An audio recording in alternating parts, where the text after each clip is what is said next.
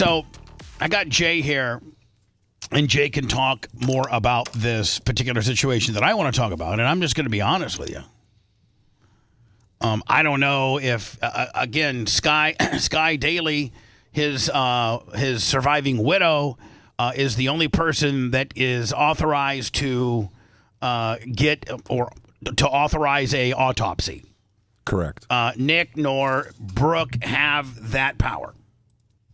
Now, I think the municipality, I think the city of Clearwater, I sent it to you, or the medical examiner could demand an autopsy. I think, Dan, you being a doctor, I think that if a police agency thinks that something fishy happened, they can demand an autopsy. Yep, they sure can. And I think if the medical examiner thinks something is fishy, they can also demand an autopsy. So I can add to this exact medical examiner. Brooke reached out to me when it was uncertain whether the autopsy could be performed or whether the cremation already had happened. And so I started reaching out as much as I could to see what I could do to stop things. And so I called the medical examiner myself, and I spoke to him on Brooke's behalf. And the medical examiner that said it was not applicable for him to do. The one relying on the Gerald Joseph Fitzgerald Jr. Right. So I said the same argument I said here. I said, this is really one of those things where my client's been told some things. We've requested some public information. And if the public information comes back the way it could come back, it could suggest that there may be medical malpractice and maybe something more going on. And so I said, when Michael Jackson died, when Joan Rivers died, when Gene Hackman died, the LA medical examiner, the New York medical examiner, the New Mexico medical examiner did their own independent investigation. And here's what the medical examiner said. Unless I get an indication from the police department that there's a suspicion of foul play, I would tell every family the same thing I'm going to tell you on behalf of that family. Get a private autopsy. And I said, you don't have the independent authority, the independent discretion. And he said, without a call from the police department saying there's suspected foul play, they do not have that independence. So that's what I'm being told. Meanwhile, all requests for the 911 call, for body cam footage, for even the police report. Even the police report, they will not release. Yeah, we're waiting for it. They will not release anything. We're getting, we're hearing Hogan died on a recliner. We're hearing Hogan died while doing breathing exercises with the with the therapist.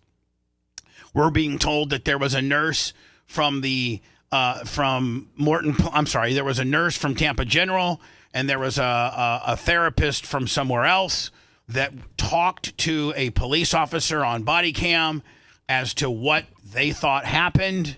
None of that available. So, to me, everything's getting swept under the carpet. Everything is getting swept under the carpet. It's weird. And now listen, Gerald Joseph Fitzgerald Jr. is the person that did the investigation on Terry Bollea's death. He also was Terry Bollea's primary physician. And if a primary, not indicating or trying to make any type of inference, I want to make sure that I make that perfectly clear, that I'm not trying to make any inference, but let's just say Bubba Clem was Terry Bollea's primary physician. And Bubba Clem had a history, or at least a couple of scrapes with the medical board or board of health, where I had somewhat of a reputation. We're talking about Bubba Clem now, of prescribing Percocets, particularly 10 by 325s, and there had been an investigation or a complaint lodged against Bubba Clem for one of my patients dying of an opiate overdose. I am Hulk Hogan, Terry Bollea's primary physician, and I have prescribed those type of medications to my patient, Terry Bollea. And I mean, Dan, this is strictly your opinion and not about this particular case. But if a person was in the condition of Hulk Hogan and had at his beckoning, he'd been prescribed Percocets, 10-325, Vicodin, hydrocodone, whatever, any type of opioid, could a person with his conditions have overdosed on those pills? Yes. Okay. Now, if you're Bubba Clem and I prescribe those pills to Lummy, who's on his deathbed, not doing well, complications from a major, back and neck surgery, all the things that Hogan suffered from, and in the middle of the night, because the only way you can be comfortable is to be in your recliner, and in the middle of the night, you took a couple too many of. And now listen, Dan, mind you, Lummy had just been through hell at the hospital, still had probably remnants of anesthesia, just remnants of medication. And he was resting and woke up in the middle of the night in excruciating pain and took too many. Right. Popped a couple more. Popped 2 or 3 more. Now, I will tell you this, and nobody can hold this against me. I can't be liable or slanderous because I experienced it firsthand, but I took copious amounts of pain pills with Hulk Hogan. I'm just telling you that. Statute thrown on that. You haven't been friends for 10 years. Yeah, but not only that, but they were I know. They were prescribed. Well, no, they weren't. They were his. And he handed them to me. Hey, need a couple yellow birds? Yeah, let's wash them down with some Miller Lights and be high all day. That's what we would do. But he's consistently, in the time that you knew him, he consistently took some kind of analgesic or narcotic. He did. He was consistently. He was in a lot of pain. He got beat up for 40 years. For sure. So, they were all prescription for the most part. But homeboy took pain medicine. A lot. I saw it. Yeah. I went. I saw it. So it's not an accusation. It's factual. I saw it. You would testify. And you know what? And if you want to prove me wrong, do an autopsy. And when his blood comes back 100% opiate free, then sue me to you know what? Give Jay the paperwork because he's my lawyer. Sue the hell out of me because you know what? That ain't gonna happen. Mm-hmm. So let's just say, Lummy, you're Hulk Hogan. Yes. And you in the middle of the night because you are struggling and you're having a tough time. You take. And Dan, you know what? Those pills are good until they're not. I've lost Brian Adams, the wrestler Brian Adams, my buddy Test, whose first name was Andrew. A lot of wrestlers have died. Mr. Perfect in a Brandon hotel. A lot of wrestlers have died from opioid overdosing. That is a very common cause of wrestlers' death. Go ahead and research it all you want. So in the middle of the night, if Hogan, whose primary doctor, we know this to be factual, was Gerald Joseph Fitzgerald Jr., and he took, again, Dan, you don't know when they're going to kill you. You don't know if 2's going to be okay or 5's going to be okay. But 6 might kill you. 5 might take the pain away. 6 might kill you. Which is scary. It's a slippery slope you're living on. Now, Hogan never really had to worry about that because he was always, he was just always so immortal and didn't have, wasn't coming from a major procedure where he'd probably been pumped, all this stuff been pumped in him anyway. And so I'm just telling you, the last person that you want to determine how Hulk Hogan died would have been his primary physician, who is a known physician in this area to write opiate prescriptions. He is the guy to go to. The analogy would be Dr. Conrad doing Michael Jackson's death report. Dr. Conrad, within the Hollywood circles, was the guy that would get you the stuff that you needed to go to sleep or be out of pain. Every city has a handful of these doctors that are overly aggressive, and they are like little groupies who want to be well known to these celebrities. And word gets out that if you want pain pills, you go to Fitzgerald Jr. So, okay, that's fine. That's fine. And, there's a lot of, sometimes, doctors and other people around celebrities get pressured to do things they wouldn't normally do. Right. And some people are able to say no, and some people are like mark out, and they like not only that, I'll do this, this, and this for you too, just to be a hanger-oners. You know what Dan prescribed for me? Flomax. Oh, nice. Right. For his prostate. I'm just saying. So I can pee. Like, I'm just saying. Like, I don't even, if I went to Dan and said, hey, Dan, I got a bum knee. Can I get some perks? You'd be like, nope.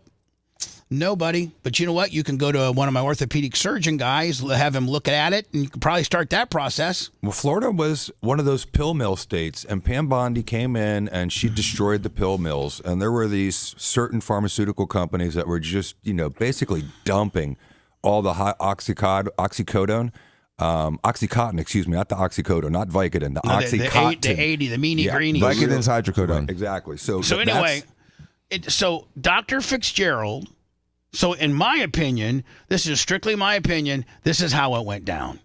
Hogan was in his recliner that night, and he took too many pain pills that caused him to stop breathing. Dan went, not Hogan's case, but generally speaking, how would a person die from taking too many pain pills? What's the process? You stop breathing. Narcotics take out your reflex to breathe. Most people's reflex to breathe is based on carbon dioxide.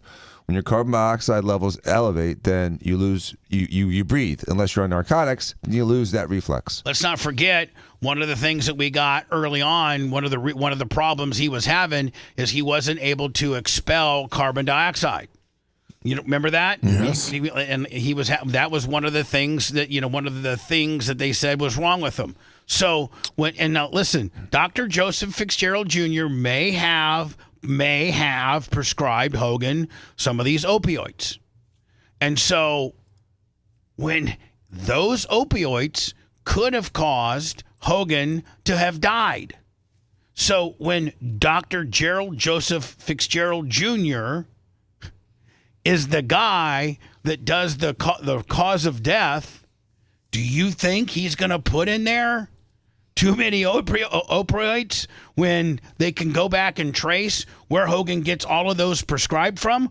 Or does he conveniently make it a heart issue, and whatever issue he put down, put the leukemia in there? And I think Hogan, Dan, I think that he maybe he had traces of leukemia. Maybe he was starting kidney dialysis. I think all those might have been little curveballs to get you off the path of what really happened. And you know what? We could solve all of these, Jay, just like when we were going down this path with Hogan, and I would continue to get more brazen with the more information I was getting from my source, and I'd walk you to your car and you would say, hey, they know, Hogan's attorneys know who your counsel is. If indeed what you're saying is so outlandishly wrong, I will be served a 770, so be prepared to walk some of this stuff back.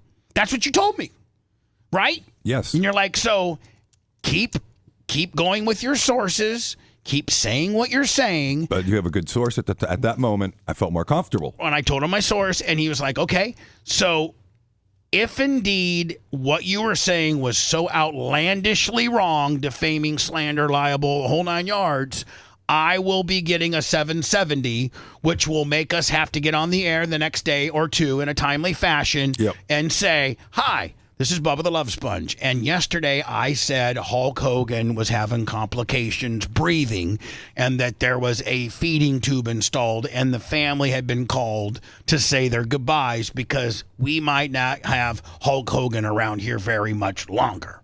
Now, if that was completely not true, and Hogan's out there playing pickleball, going a million miles an hour, and he's okay, Jay would have been served by the time he left the studio to the time he got to his legal office. He would have Ken Trickell or one of Hogan's many. By the way, Jay has personal relationships with Hogan's attorneys. We've got each other's cell phone numbers. Exactly.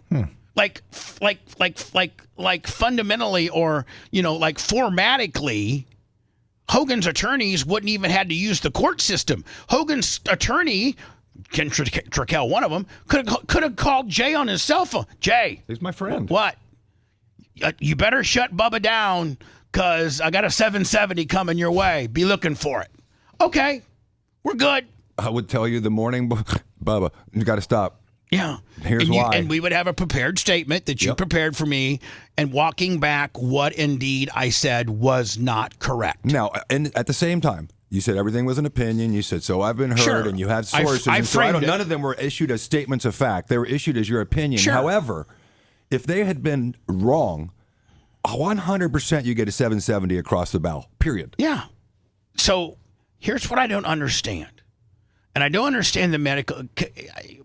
When you talked to the medical examiner, Yes, sir. you probably didn't have the information you have in front of you right now. No, but I did tell him what I'm allowed to say, which is the information that I've been told is that on body cam, someone says there was medical malpractice committed, that there was an artery, a phrenic nerve that was nicked. And that was what I was saying. Wouldn't it be terrible if this body was cremated and then this public records request, which has been made by the family, which I helped them make, if that came back and showed that video, and he said, well, what your what your assertions are is medical negligence. It's not nefarious, untoward, suspicious, malicious murder. It's not that. It's not that. It's what you're saying on the camera is that it could potentially be a medical malpractice case. And so I'll tell you the same thing I tell every other family: get a private autopsy. And so that's when Brooke and I shifted our attention to the family. Well, and here's the trying deal. to get to Sky. And if I'm the medical examiner of Clearwater or of Pinellas County, and I see Gerald Joseph Fitzgerald Jr. as the examining person that determined why Terry Bollea died, and this gentleman here has a history, or at least I can see one complaint of him over-prescribing opioids to the point of a person dying. Dan, we have that paperwork, do we not? We have that paperwork. You do seem to. Okay, we seem to have that paperwork. so Then why are you? Then why? And you are noted and within the little circles of the who's who of being the pain pill guy. Why would you let the pain pill guy, who is also has Hogan as a client, why would you let the pain pill guy write down why Hogan died when indeed the pain pill guy might have been the guy that gave the pain pills as to why Hogan died? Why wouldn't you, as a medical examiner, say, I'm going to go ahead and take this on myself because that is a stone that I need to, that's a chapter I need to close. I need to be able to say, I did the autopsy.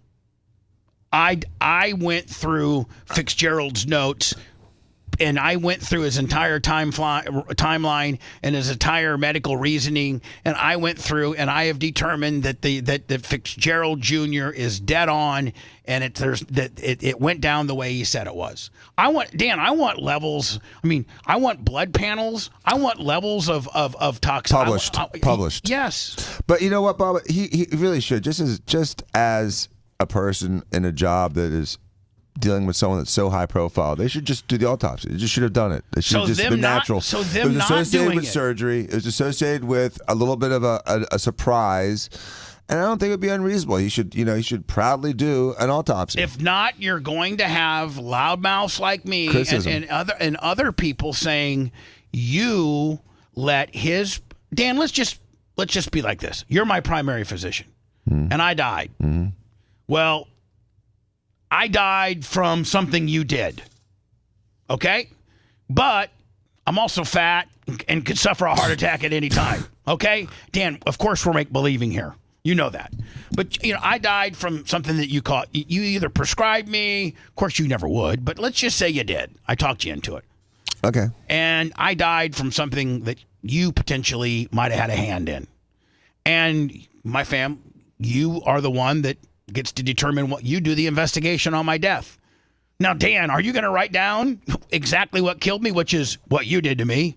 Or are you going to write down that I was morbidly obese, I had a heart attack, I had this and that? Dan, you can think of 5 things you could put down as to why I died. Oh, yeah. Okay. Would you not do that and never have to worry about looking over your shoulder again and get the body cremated? Because my wishes are to be cremated, and to get Erica to cremate me as fast as you possibly can, and nothing to see here, buddy. Or does my family say, hey, I think Bubba might have been going Dr. Dan. Dan might have been doing a 1, 2, 3, 4, 5 on him. I mean, we love Dan to death. We never want to put Dan in that position. But I mean, I'd like to really know how Bubba really died. And somebody checks your work. Maybe indeed what you said at work. Maybe indeed what you said I died from. But what if I died from what you caused me to do? Well, I wouldn't find it. No, you wouldn't find it. Right. Of course you're not. Right. I just don't that's understand. The argument you're making is that if Hogan died from something that this doctor may or may not have done or didn't do, and then he's the one that's sort of supervising his death certificate and the cause of death, then there's a potential bias. And that's all you're saying. That's all I'm saying. There's potential shadiness. There's potential bias, and it seems like it should just this deserves another set of eyes. Hold on.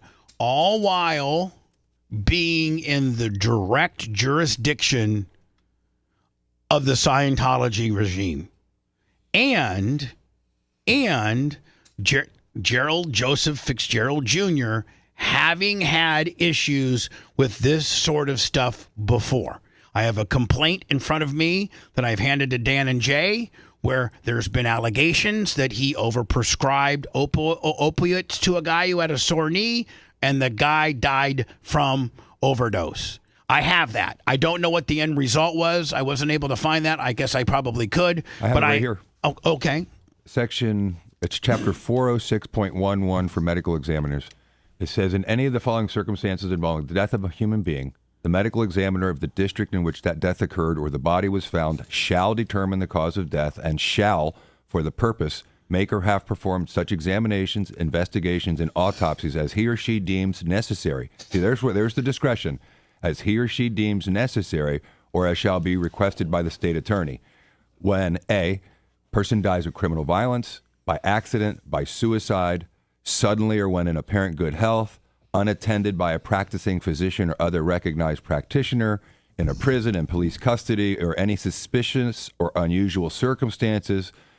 So there are some of these that are broad, but I mean, you could say, as they have in many cases I've had with medical malpractice where I tried to get a medical examiner. I've had this exact scenario happen before, where it wasn't Hulk Hogan, and it was a young, healthy person that had a routine elective surgery, and they died. And I said, well, that's not natural. And he said, that's a natural cause of death with the way medical examiners consider it. Different case. And this one, it's the same type of situation. He's claiming that his hands are tied because there was no assertion of criminal violence. But Jay, couldn't you refer the medical examiner to that document we have in our hand right now and say, medical examiner, this was Hogan's primary doctor.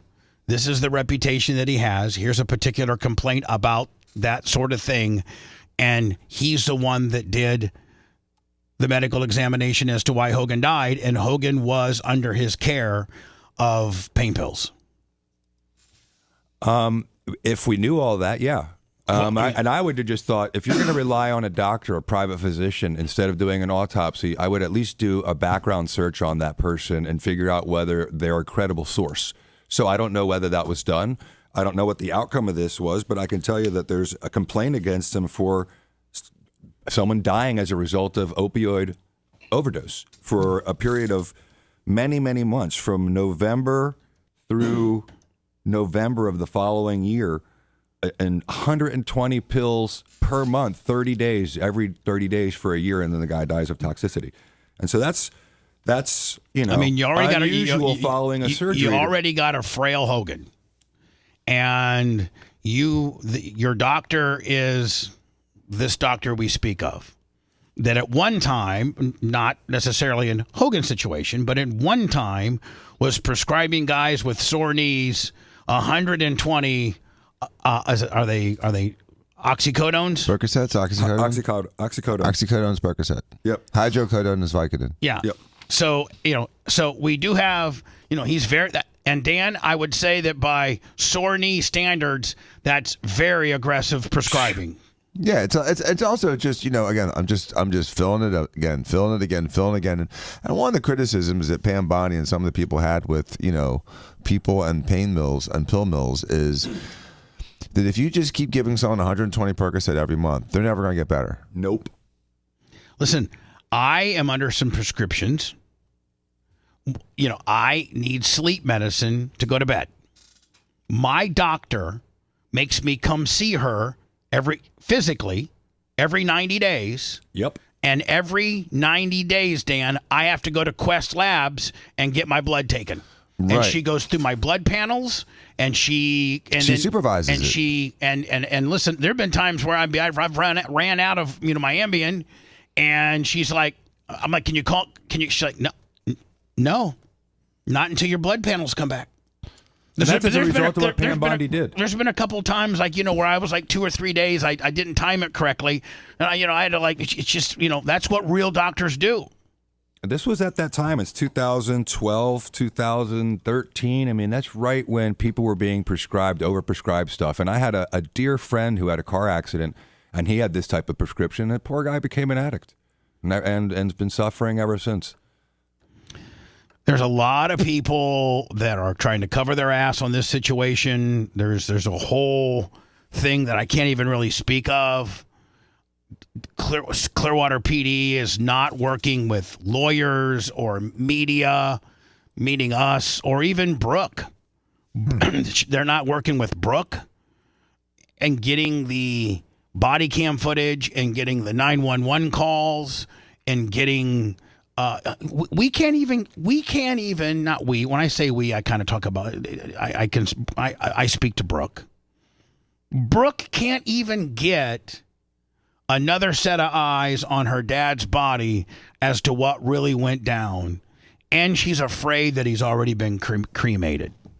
You don't have any confirmation one or the other yet? She said, when I talked to the medical examiner after the day of the celebration of life, he said that he'd already been cleared for cremation. So I don't know if he's been cremated or not. Again, when Gerald Joseph Fitzgerald Jr. is your doctor, and that guy, at least in one instance, has been alleged to have contributed to a person's death via opiate overdose. And that's Hogan's doctor. And I can bet you that Hogan probably was on some opiate. It's my opinion. It's my opinion. Don't know it to be true, but it's my opinion that Hogan was probably prescribed some opiates. And if the guy, his primary doctor, is that guy who did the death certificate, who has a reputation to the point where the Board of Medicine or the Board of Health have already looked into him. I don't know what the final punishment was or the result, but there is a complaint out there saying that he, is a heavy prescriber of pain pills. That's not the guy that I want to be, the guy that does the ultimate checkoff as to why my dad died. I want another set of eyes. The medical examiner needs to do his job. This is a very high-profile case. This is the most probably popular, well-known individual ever to go through your office, and the primary physician that signed off on the cause of death is a doctor that's noted for being pill mill like, in my opinion. Yeah, to the medical examiner's credit, he was very forthright with me about what was going on and what was required of the police department in order for him to do it, and he seemed genuinely. The only thing it would seem to take to do it, Jay, is just to hand him that paperwork that you got in your hand right there. Say, if this is enough, is it reasonable cause to have some type of suspicion that maybe he's pencil whipping this deal when he has a history, at least of one particular complaint, if that's not reason for you to go ahead as the medical examiner to Quincy up, I don't know what is. You're being lazy. You're a derelict of duty. It does seem lazy.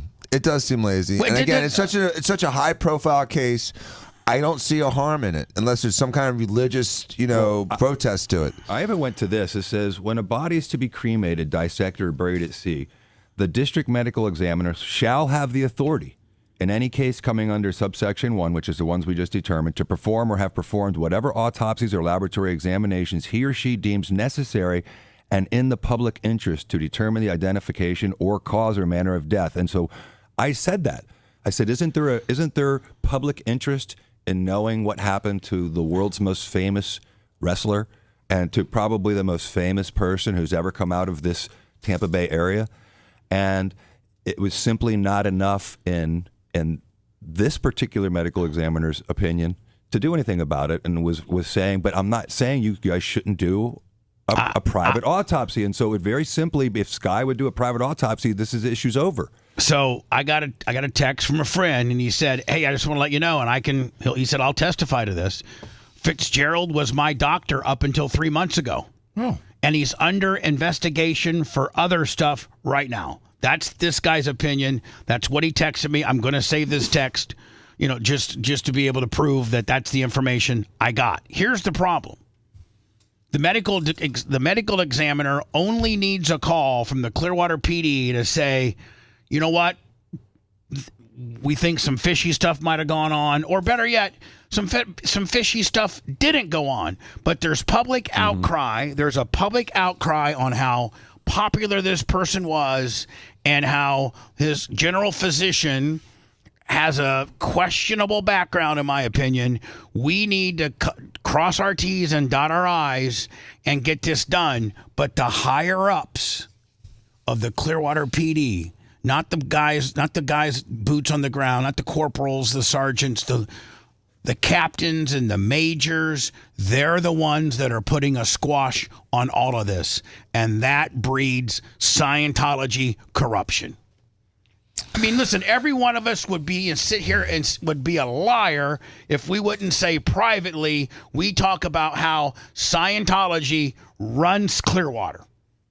I mean, we don't want to say it necessarily. It's heavily influenced because everybody's so scared of them.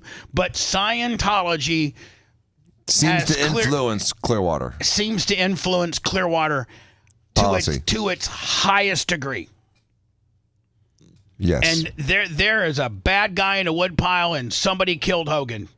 I'm just telling you. That's my opinion from the information that I've gathered. I can say that. From the information that I've gathered, Hogan was killed. And he may have killed himself by taking too many pain pills prescribed by a particular doctor. That's my opinion. I don't know it to be true, but that's my opinion.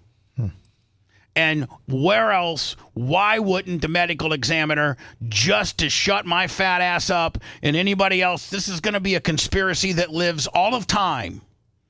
All of time. Meanwhile, Dan, an autopsy from an independent, not even necessarily from this medical examiner who doesn't seem to want to do it. The medical examiner has the power to do anything he wants. He doesn't need a police order. He can say, you know what? I don't like the way the wind's blowing today. I'm going to do an autopsy on that guy. Yeah. Mm-hmm. Am I right? This is like the biggest controversy since who killed JR. Right. So like Dan, the medical examiner does not have to tell you why he's going to do an autopsy. Mm-mm. He can say, I got Dr. Gerald Joseph Fitzgerald Jr., who's got a complaint, who's under investigation right now, allegedly. He's the guy that signed off on this. He was Hogan's primary physician. He's a little, he likes to write, he's a little heavy-handed when it comes to writing out the pain pills. Pain pills could have killed him. Let me just retrace his steps, and that way I can put a case number on this and say that indeed I looked at it. And bottom line, Bubba, is here's the last thing I want to say about this. Then we got to go to words and you got to leave. Well, but no one would criticize him if he did an autopsy. No. There's no criticism there. No, There's not at only all. criticism if you don't do it. Nobody. So he has the resources to do it. It's not going to cost the city that much money. We're wasting weeks on whether or not to do it. But there's no downside. None. But Sky can do it too, guys. Hold on, no, but yeah, but see, why won't she? Well, because maybe her mom and dad are E7s or 9s or something like that. I don't know anything about that. I do. Maybe I just, for the life of me, like Dan said, there's not a person in the world that would ever say, "Hey, medical examiner, why did you do an autopsy on Hogan?" What were you thinking that you did an autopsy on Hogan? What's wrong with you? It's not like the celebration of life, the open case. He's to be cremated, so it doesn't matter how. And I don't mean this to be desensitive, but it doesn't matter how much you cut the body up to be able to weigh the liver, to be able to weigh the kidneys, to be able to look at the heart, to be able to do a tox. It doesn't matter how many cuts you have to make into that body. The body is being cremated. Right. It's not like we're waiting for an open casket situation or anything like that. All that is gone. And even after an autopsy, Bubba, you can have an open casket. I mean, all those incisions are buried under the clothes. Sure, absolutely. So it doesn't. But we're not even fighting that. No, we're it's well not. past that. Right. That ship has sailed. Do your job. But you know what? The Clearwater PD higher-ups, we refuse, one Lummy, to let any of us media or the family have any correspondence of anything that happened and transpired over body cam or over public airwaves, meaning the 911 system. They have got it buttoned down. From the doctor that did the examination, to the lack of medical examiner, to the lack of autopsy, to Clearwater PD higher up saying there's nothing illicit here to see, don't do it, to the fact that the Clearwater PD have locked down all public information about this case, something ain't right.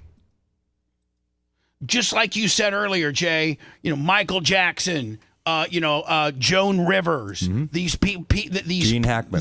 These people were given autopsies. And you know what? Hulk Hogan is as popular as every one of them, except you know what? Scientology wasn't a part of that deal. And I said those three names to the medical examiner, and one of them was suspicious. It was Conrad Murray. The other one was probably medical malpractice, which was Joan Rivers. And the other one was probably natural death, where they, that really weird timeline of how they died, probably 8 or 10 days before they were discovered. And so there was a reason to do all of them. It doesn't have to be foul play.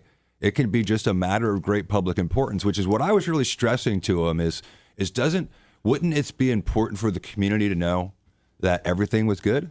That's an important thing, I would think. And again, he just kept going back to the same thing, which is, I'm sure, his good faith reason why he doesn't want to do it. Please didn't tell me there's any suspected foul play. If the family wanted to do it, if everything you say is true and the family wants to do it, they could do it.